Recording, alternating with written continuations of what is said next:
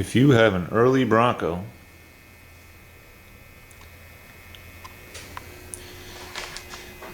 with the J-Shift transfer case and your shifter is all over the place,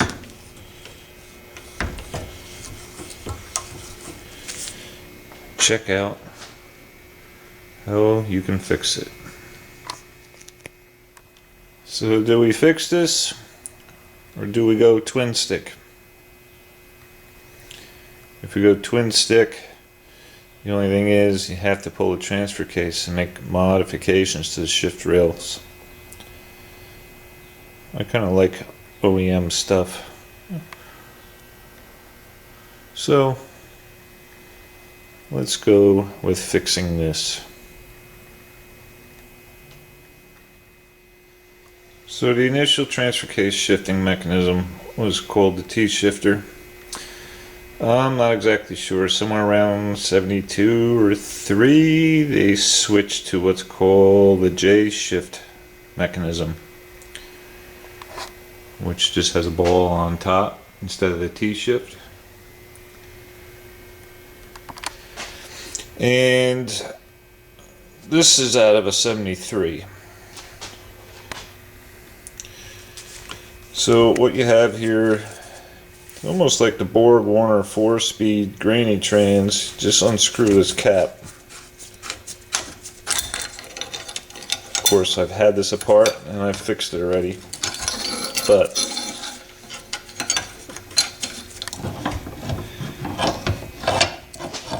in here, put a little light on the subject. This slot, it's now a slot. It wasn't before when I pulled it apart.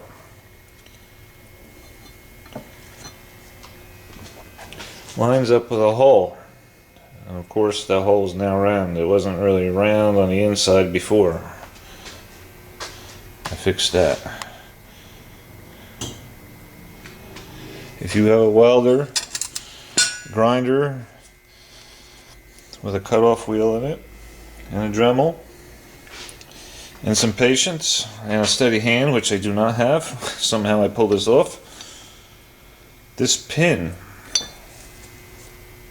1/4-inch diameter pin, sits in the hole in this casting and aligns this shifter to keep it from rotating while you're trying to shift. There's a lot of rotational force on this when you're shifting, and if you're manhandling it rather than backing up and taking a strain off the drivetrain, this pin takes the brunt of all the jamming forces on this seemingly 18-inch long lever, and it kills the slot. So I took a welder, built it up, took a grinder, file, and a lot of patience, and I got it good enough. So we're going to try it. I also did heat it up after the fact and then cooled it with some oil to try and put a hardness back into it.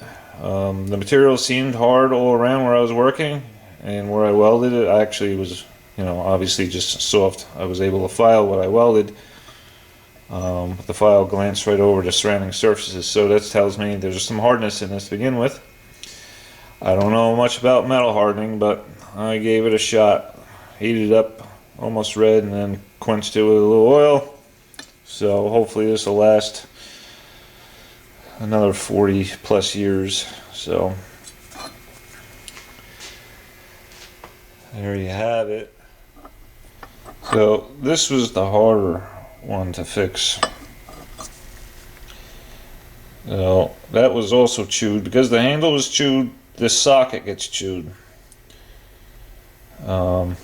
So I welded that, and that's where the Dremel came in. I just used a flat cutoff wheel is what I had. A full-size wheel didn't quite fit in there, so you gotta wear one down a little bit to get it in there.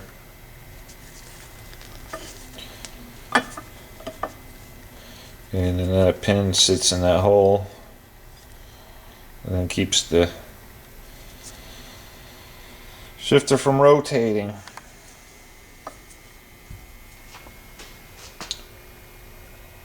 But if you don't want to do that, they make a twin stick conversion that's way more bulletproof than this arrangement, which back in the day I'm finding information had a lot of complaints when this design came out. The T-shift mechanism prior to this was more robust, apparently. But if you have some patience, you can get this out. I did have to take a little bit of the floor out. It's within the radius of the shift boot, so it's going to be covered. You can get all the bolts out with the transmission and transfer case in place, and lift it up through the floor. If you notch the floor a little bit, take a piece out.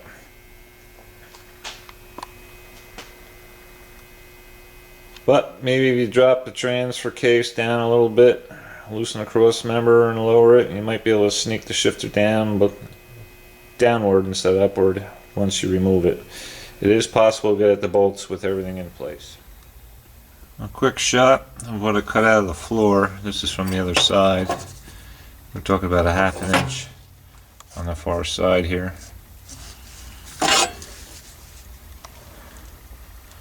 So the rubber dust boot will still cover it up.